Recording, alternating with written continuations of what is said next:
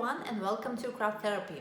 I'm Victoria and today I'm going to show you how to make beautiful Christmas balls out of scrap postcards and other nice looking thin cardboards. In my previous video I've shown a method of dividing a circle into 5 parts. Current tutorial is based on pentagon, so you may need this previous video.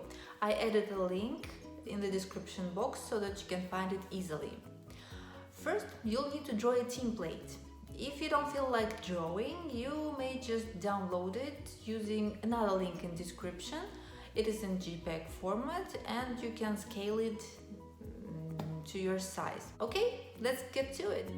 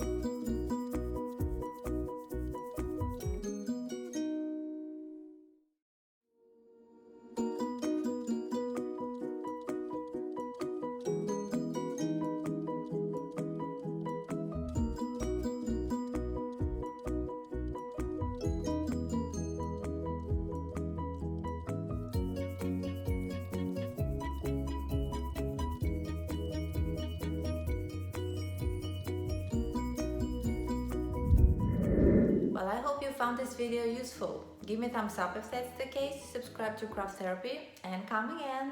See ya!